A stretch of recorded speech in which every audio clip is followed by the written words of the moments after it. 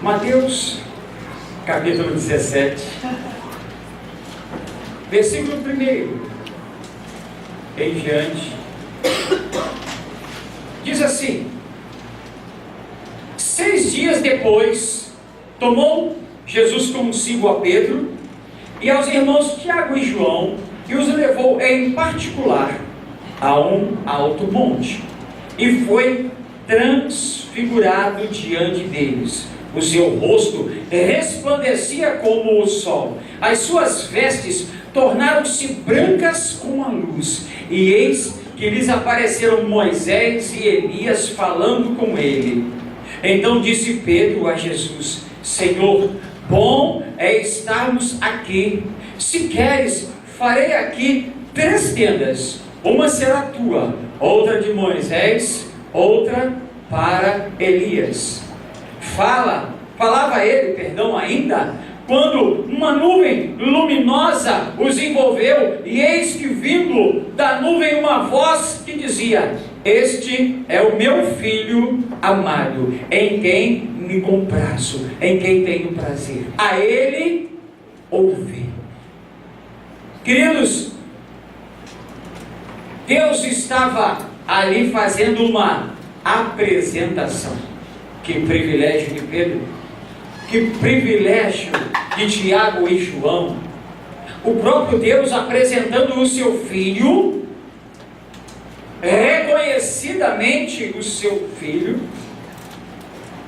na hora em que eles estão crescendo na estatura, na graça e na sabedoria de Jesus. Se havia alguma dúvida, ela deveria ter sido dissipada, exterminada, acabada naquele exato momento. Filho de Deus, você tem reconhecido Jesus como o Filho de Deus?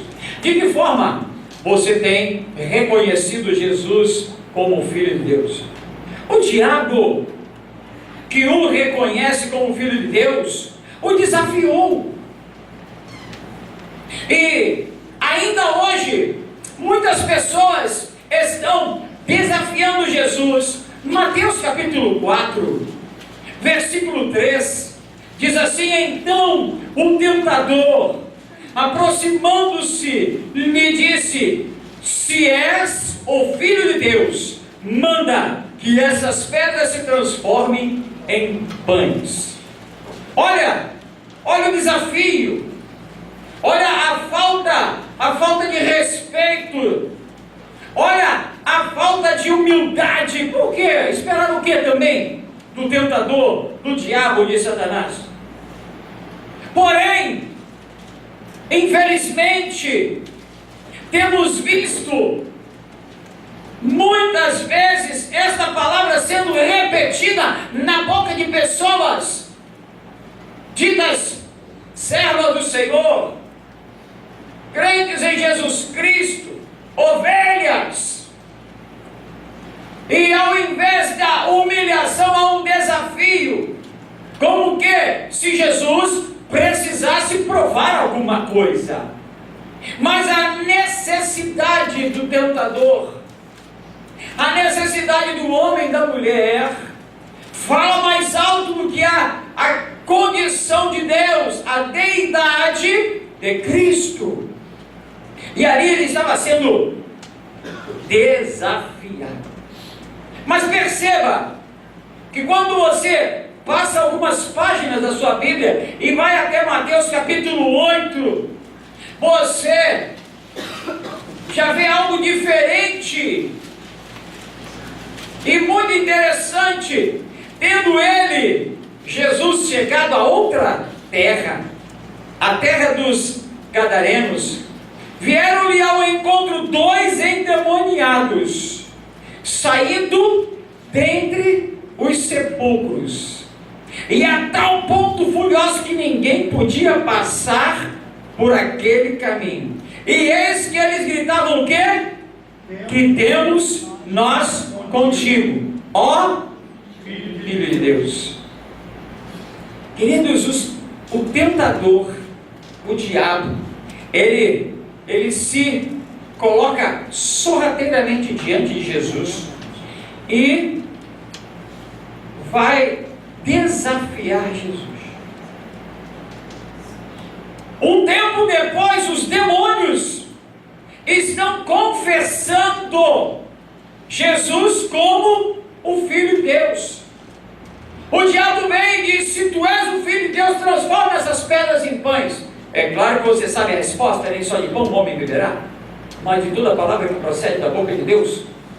Agora, dois endemoniados que causavam um grande terror naquela cidade, eles saem ao encontro de Jesus, ninguém os consegue segurar, e eles de frente para Jesus, já sabendo o que lhes ia acontecer, e sem a capacidade, sem a coragem de desafiar Jesus, pois eles já sabiam que eles estavam vencidos, eles proclamam: que temos nós contigo, ó Filho de Deus. Realmente não há pacto entre Jesus e os demônios. Não há comunhão entre luz e as trevas. Não há comunhão entre a verdade e a mentira. Não há comunhão entre a santidade e o pecado. E aqueles demônios estavam perfeitamente corretos: o que temos nós contigo. Mas o que eu chamo a atenção de você é que até os demônios proclamam que Jesus é o Filho de Deus.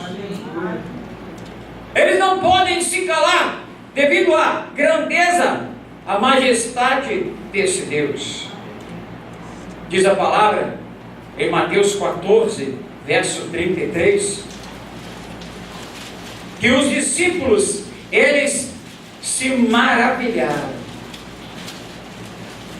E aconteceu um fato sobrenatural, acima do natural: Jesus andando por sobre as águas. Jesus, ele não precisou de um terreno sólido para caminhar, porque ele era o Filho de Deus, e assim ele o podia fazer. E diz a palavra que os que estavam no barco o adoraram, dizendo: verdadeiramente este é Filho de Deus. Uma adoração, perceba, o tentador, o diabo, ele desafia. Os demônios, eles reconhecem, mas os discípulos que estão no barco, eles adoram a Jesus. Adoraram porque viram algo maravilhoso. Adoraram porque viram algo sobrenatural. Aqueles homens que andavam com Jesus já há algum tempo foram escolhidos, Mateus 1 a 1. Foram separados, faria 1 a 1. E eles, eu fico assim pensando, como deveria ser maravilhoso, fantástico escutar Jesus falar. Envolvente, né, Zé? Envolvente, né, Júnior? Quando Jesus, ele se colocava, o povo sentava, para escutar Jesus um dia inteiro. O sermão do monte. Imagina Jesus ali no alto, o povo todo sentado na relva, na graminha, e Jesus falando. Jesus no barquinho de Pedro. Ele entra no barco.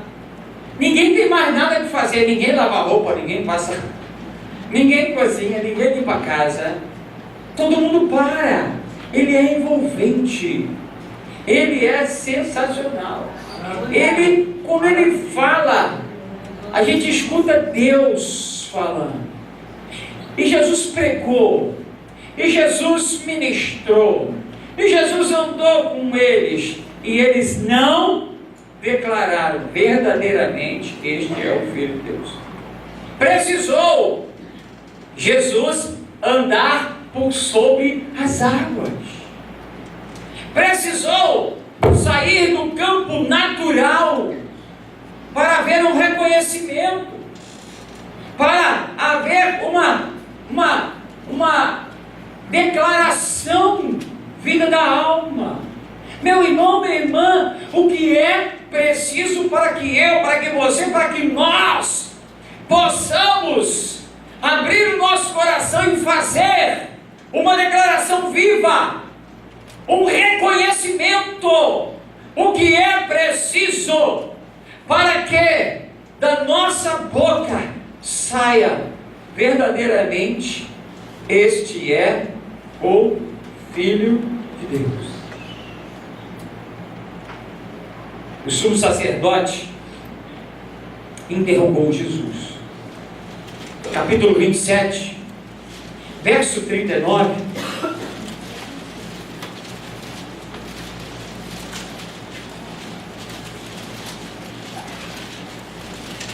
Perdão, capítulo 26, versículo 62. Eu adiantei.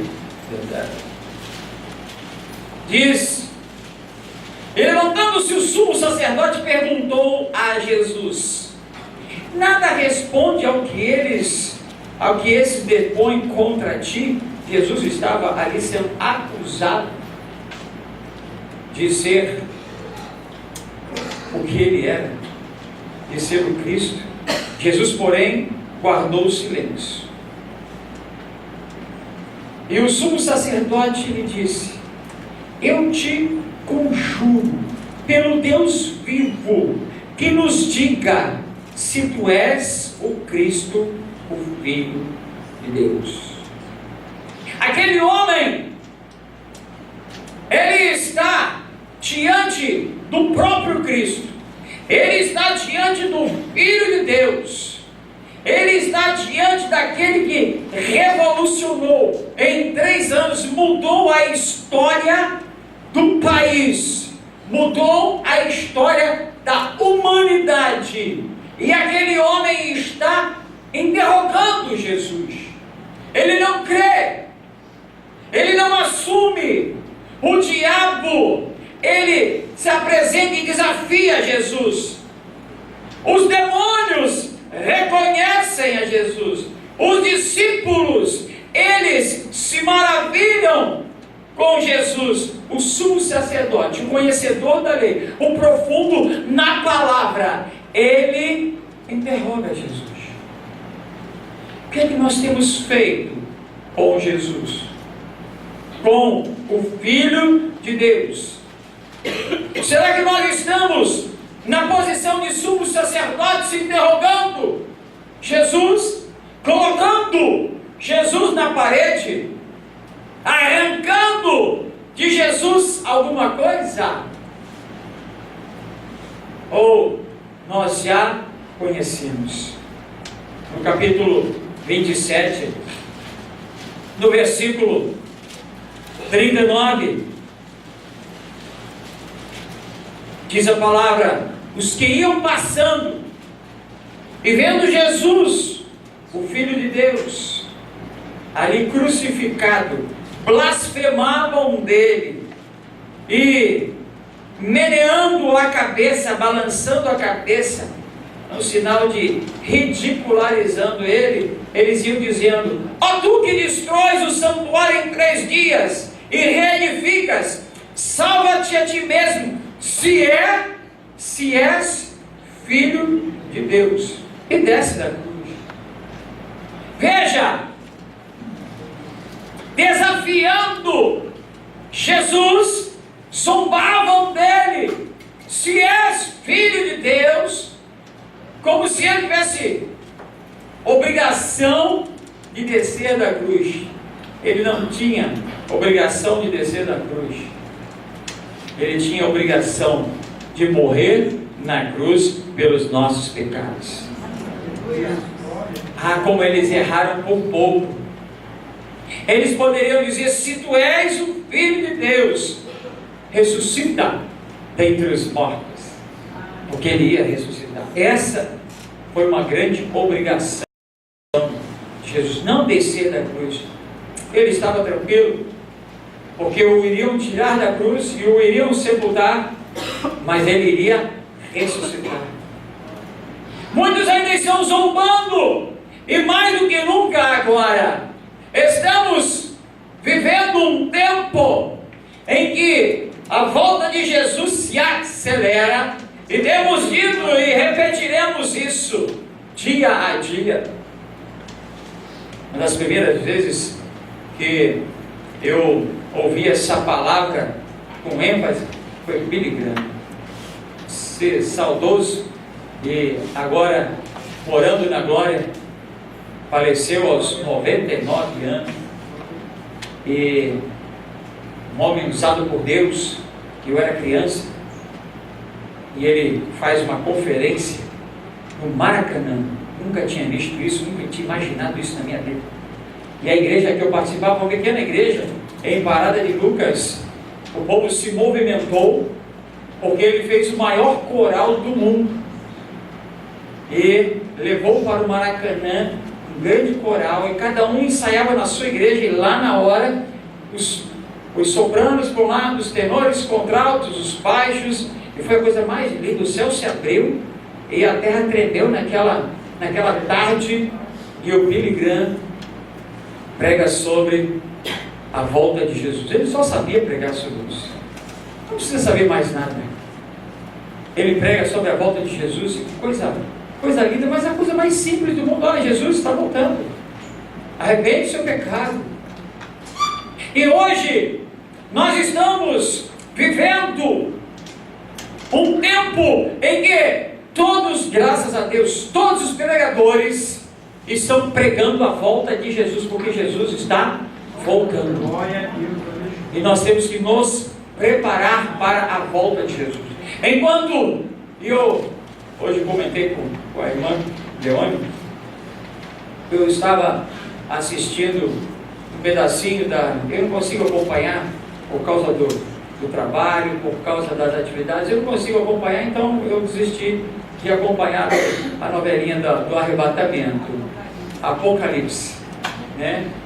Mais conhecido como o arrebatamento. Queridos, se o arrebatamento for aquilo, poxa, tá bom demais, todo mundo curtindo a vida numa boa, todo mundo feliz, todas as crianças foram arrebatadas, né? Os aviões caíram, os carros se chocaram, as igrejas, e todo mundo vivendo, curtindo a vida numa boa, numa tranquilidade. Você imagina a tragédia que seria se as crianças todas até a idade da razão fossem arrebatadas, seus sobrinhos, seus netos, seus bisnetos, seus filhos, se entrariam em crise. Imagina se a parte da sua família fosse arrebatada, aquela parte cristã séria fosse arrebatada, se entraria em crise. Mas é todo mundo uma boa. Falei, não, assim demais. Assim, se eu prego uma mensagem dessa, aí se arrebatamento for, se não for, tá bom, vou curtir a vida numa boa, depois eu me converto. Não, irmãos, não é aquilo não. Jesus vai voltar e o caos vai se instalar sobre a terra, porque o Espírito Santo já não mais estará consolando. Se hoje nós estamos vendo o Rio de Janeiro em luta, você não faz ideia do que acontecerá depois. Você acha que as pessoas vão entregar os seus países a um governo assim, sem luta, sem dificuldade? O homem é vaidoso, é egoísta, é trapaceiro, e a luta vai ser grande. E ainda vão ficar aqueles que conhecem a Jesus e foram deixados para trás. Você lembra do filme? Foram deixados para trás e agora vai correr atrás do prejuízo. Vai ser, diz a palavra, muito difícil, mas vai correr atrás do prejuízo. Hoje estão zombando de você, estão zombando do Filho de Deus, estão zombando da cruz do Calvário, estão zombando da ressurreição, estão zombando da santidade, estão zombando da família, estão zombando da palavra de Deus, estão zombando dos bons costumes,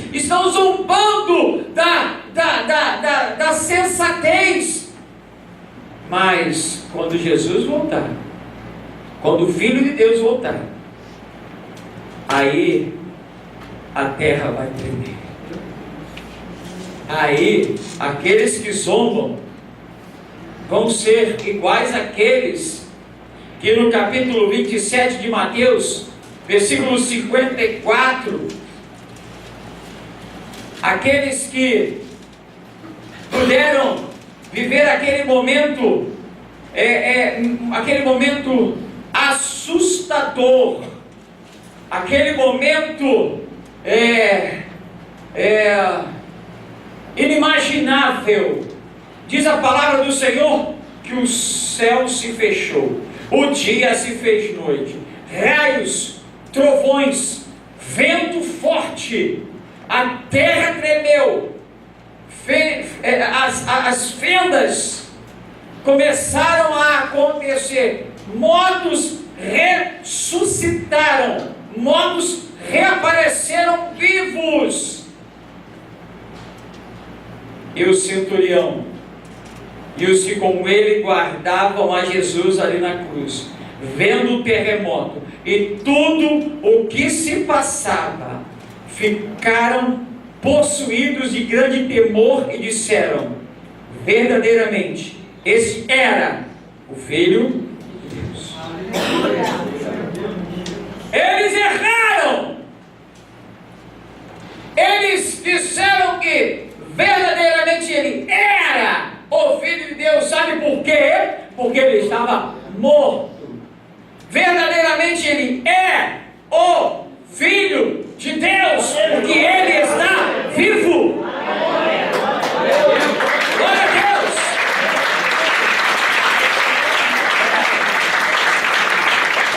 Eles ficaram possuídos de temor, mas eles não ficaram possuídos de conversão. Eles ficaram possuídos de temor, mas não ficaram possuídos de arrependimento. Eles não tomaram para si aquele momento, e eles declaram verdadeiramente: este era o Filho de Deus. Mais uma vez, ao pé da cruz, há um reconhecimento, mas não há uma conversão. Qual tem sido a nossa conduta? Qual tem sido a nossa posição diante do Filho de Deus? Igual a do diabo, e o temos desafiado, igual aos demônios que o reconheceram, igual aos discípulos que se maravilharam, igual a do sumo sacerdote que o interrogou, igual ao povo que passava e zombava, ou igual ao centurião que, por estar ao pé da cruz, o confessou como morto, como alguém que poderia ter feito alguma coisa. Voltando ao texto inicial de Mateus capítulo 17,